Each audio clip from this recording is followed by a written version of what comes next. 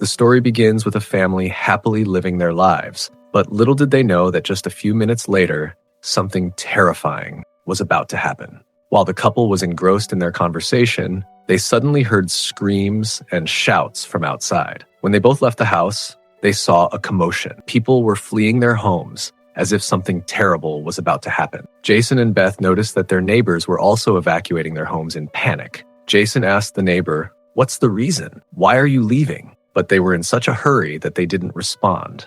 They also noticed the neighbor's son packing his belongings. When Jason asked the child, "Where are you going?" the child replied, "My father has a friend who is a government official." They said that a very poisonous virus had spread that could turn a normal person into a monster. But then the child's mother arrived and grabbed him and began to take him away. Jason asked her what virus the child was talking about. The child's mother replied, "Now is not the time to tell you. Take your wife and daughter and get as far away from this town as possible." Hearing this, Jason and Beth became extremely alarmed. Without thinking, Jason loaded his family into the car and began driving out of town. But on the way, they noticed that the neighbors who had fled were returning. This made them even more anxious. Further, they got stuck in traffic. When Jason and his family got out of the car, they saw that the only exit route out of town had been blocked by the police. Helicopters began to hover in the sky. People were being told that a poisonous virus had spread in the city and they should return home quickly. Hearing this, Jason wondered why people were being asked to stay in the city instead of being evacuated when the virus had spread. Suddenly, a large boulder fell on their car from a nearby mountain. The sight of this terrified them. The mountain began to shake. Just then, 2 military fighter jets emerged from behind the mountain and headed towards the city. They began raining bombs on the entire city, reducing it to ashes. Jason's wife, Beth, immediately realized that if they had listened to the police and returned home, they would face dire consequences. The fighter jets then began moving towards the people on the street. This caused a stir among everyone. Everyone realized that the government wanted to kill them. Everyone started running for their lives. But Jason and Beth realized that no matter where they ran, the fighter jets would kill them. Just then, Beth looked back and saw a school on the mountain and thought that would be a good place to escape. After that, Jason, Beth, and Joey began climbing the mountain towards the school. Behind them, fighter jets began dropping bombs on the people on the bridge. The three of them ran quickly to the school and luckily found a tunnel, quickly entering it just seconds before the bomb exploded. As soon as the bunker door closed, a massive explosion occurred above. Fortunately, they were under the bunker and survived. But what puzzled them was what kind of virus it was that forced the government to kill everyone in the city. They couldn't understand anything. They simply knew that if they wanted to survive, they had to live quietly in the bunker. But the problem for them was how long they would survive here and what they would do to get food and drinks. Fortunately, there was plenty of expired food stored there, enough for 3 people. Jason's wife, Beth, was very worried. She began to think about her daughter, Zoe, and what would they do if she got sick. Beth had also hurt her hand while closing the door, causing a deep injury. They were both worried that the virulent virus might have attacked their bodies as well. But now was not the time to think about that. They had to secure the bunker so that no one could open the door to the bunker above. Jason locked the bunker door securely with an iron chain and decided to live their lives in hiding. But life underground wasn't easy. The same food every day, muddy water to drink, and they played cards in their free time. They were completely cut off from the outside world. After living here for so many days, they were becoming increasingly cramped in the bunker. But what could they do? If they went upstairs, they would not survive. This life felt like the end of the world to Jason's family. Zoe asked her father, "Dad, how long will we live here?" Jason had no answer. He simply told his daughter, "We'll go outside only when the virus is gone." He placed his fingers over his daughter's eyes and made her imagine the outside world. Days and months passed like this, and they didn't realize they had spent more than 300 days in this bunker, waiting to be released. Zoe looked outside through a periscope her mother had made. It was a scene of devastation all around. It was as if the whole world had burned to ashes. There was no trace of a single human being. Seeing all this, the little girl began to think, maybe we were the last people left. Her mother consoled her, "Don't think like that. Maybe your friends are hiding somewhere like us." It was now night and dinner time. They had little food left. So the three of them were making do with small meals. But today, at Joe's insistence, he was given a full tin can. When Joe opened the tin can, he saw that it was empty inside. There was a small hole in the back of the can. Perhaps something had stolen the food. Beth checked all the remaining tins and found that all 12 were empty. This upset them greatly, as this was their 2 weeks' worth of food. Beth looked at the ventilation grill and guessed that perhaps a rat had come in and taken the food. Beth said, "If it's a rat, we have to kill it quickly. Otherwise, it'll ruin all our food." Seeing her daughter's sad face, Jason consoled her, "Don't worry about small things. Even if the food runs out, I'll go upstairs and get some groceries." The next day, while Zoe was playing with her mother on the blocks, she heard a faint noise from behind. When Zoe looked back, a rat had entered the tin again to steal the fruit. Before the rat could escape, Zoe immediately called her parents. They had to kill this rat at all costs. Jason, furious, took out a knife and moved forward to cut it into pieces. But the little rat was too smart. It dodged Jason's blow and ran away, knocking over the lantern on the table. Just as it was about to hide in its hole, Beth suddenly pounced and killed it. They were all celebrating the rat's death when the lantern fell and the fire slowly began to grow. Jason ran to extinguish the lantern, but the lantern was so hot it burned Jason's hand and the glass of the lantern cracked, setting the entire table ablaze. Beth tore the curtain and tried to extinguish the flames. Jason scooped half a bucket of water from the tap and poured it on the fire. They both somehow managed to douse the flames. But the danger was far from over. They were about to face even more difficulties. However, the smoke had filled the entire bunker, and it was slowly rising upwards through the ventilation grills. Seeing this, everyone panicked as it revealed their location. Everyone held their breath.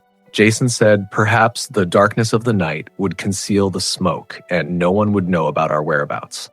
The three of them stayed awake the entire night, gripped by fear.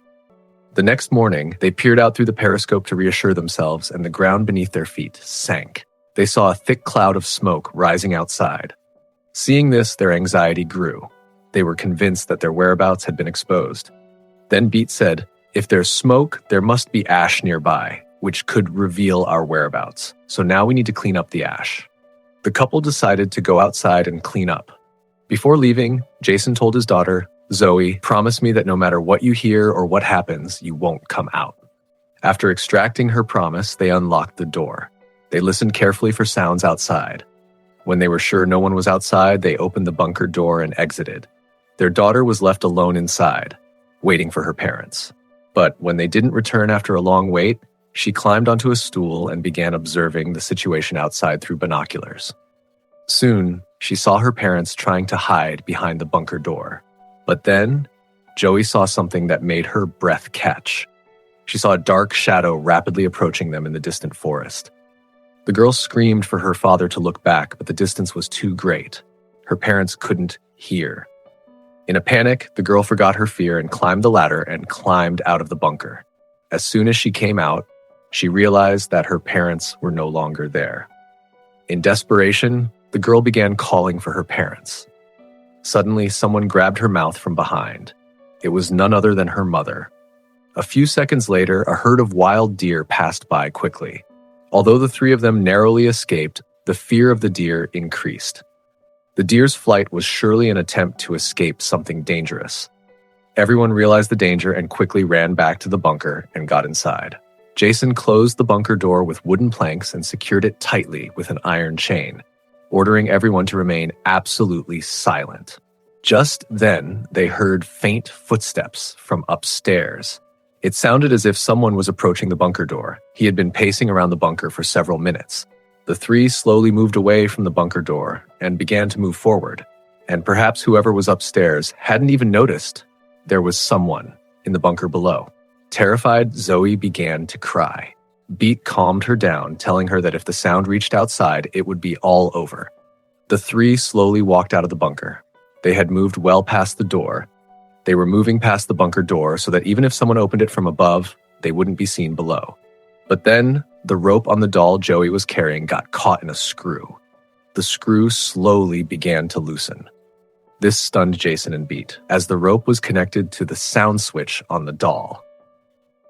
Before they could do anything, the screw came loose with a jerk, and instantly a loud noise began to emanate from within the doll. Jason quickly ripped the doll apart and broke the speaker inside. But it was too late. Whatever was chasing them had already alerted them.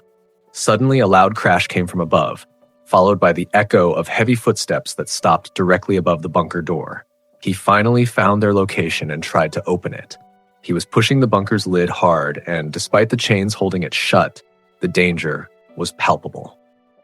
The monster above knew there was definitely someone below. Although the door was locked with strong chains, the chains began to break one by one under the thing's terrifying force.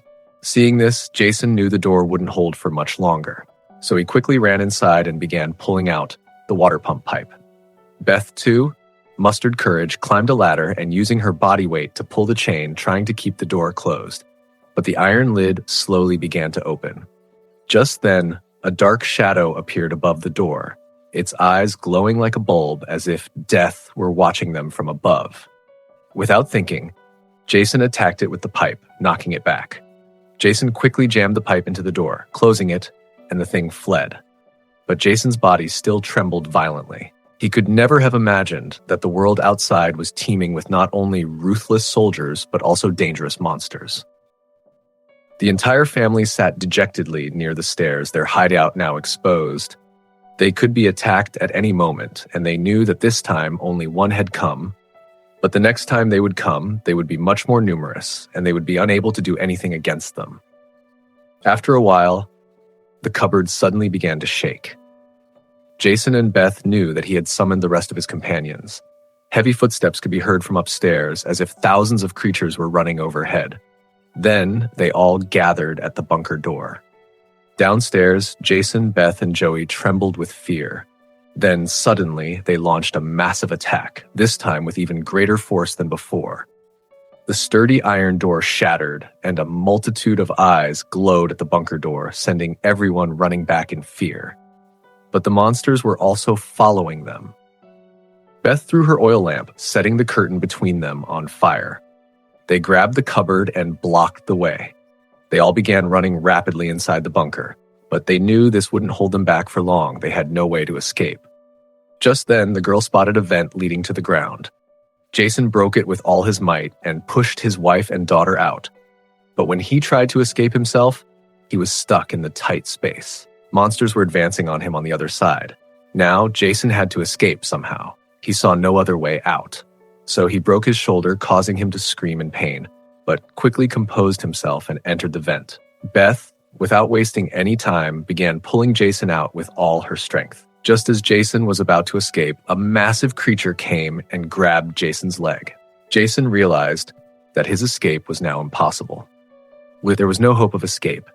Jason looked his wife in the eye and said, "No matter what, don't let anything happen to Joey." The next moment, the monster dragged her into the bunker. But instead of fearing the monster in the bunker, Jason told them, "Come, let me see how strong you are." Beth and Joey looked down and heard loud screams coming from the bunker. Beth realized her husband was fighting to give them time to escape. Despite the pain, she ran out with her daughter and they managed to escape the monster. But as they ran, they felt something strange. They saw that the highway that used to open to the outside world was now covered by a high wall. This meant that no one could escape from the city. Just then, a helicopter came flying in the distance. When Beth looked back, it was an army helicopter. The helicopter quickly approached them and shone its bright spotlight on them. Just as they were about to escape, a huge net fell on them from above, trapping them. Both of them tried every possible way to free themselves from the trap, but the trap had gripped them tightly. Beth saw through the mesh of the trap that some dark shadows with green eyes were approaching them. That's when we learned the real secret of the story. These yellow-eyed people holding guns, whom we thought were demons, were not actually aliens or people infected with a virus. Instead, they were military soldiers wearing gas masks and night vision goggles, the same eyes whose yellow glow allowed them to see through another world. She was showing them the world. But the question arises, why were the army men so hostile to these people? You'll learn all this in the remaining part of the story. Now, both Beth and Joe were under the control of these soldiers. One of the soldiers took out a large injection and injected them into their necks one by one. When their blood was tested, it was discovered that both of them were infected with a deadly virus. This meant that they were a threat to the planet. This meant that they would now be killed. In fact, when the virus first spread, many people in this small town had already been infected. This virus spread through the air and spread from one person to another very quickly. The infected people themselves did not know they were sick, and the government had no antidote to stop it. The government had no other option but to kill the infected people. Beth cried and pleaded, "Please let my daughter go." When Beth realized that these soldiers wouldn't even spare her little daughter, she was completely enraged.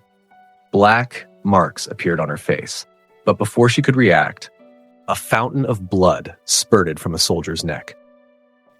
It was none other than Jason, returned from the dead. In fact, Jason didn't die in the bunker. He had lost control and killed all the soldiers there. He was extremely angry at that moment. The black marks on his face, his eyes red with anger, and his strength had increased exponentially, making it clear that he was no longer the same Jason as before, but a different version of himself. He pounced on the soldiers, trying to kill them, but he couldn't stop the hot weapons bullets and fell to the ground. When the soldiers moved towards Beth and Zoe, they had already escaped through the trap. The soldiers searched for them, but they didn't realize that Beth had also transformed into a demonic form. She hid Joe inside a car and began fighting the soldiers herself. She killed several of them before falling to the roof of the car after being shot herself. Her daughter, hidden in the darkness, witnessed all this. Seeing her parents' plight, she too lost her temper in a rage. With a single leap, she knocked down a soldier, shattering his mask, and was about to kill him when Beth stopped her just in time. She didn't want her daughter to become a monster. Beth calmed her down. Gradually, the greenness in the girl's veins vanished, and she transformed back into a human. But the soldier wasn't so fortunate. His safety mask had been broken, and he was slowly becoming infected with the virus.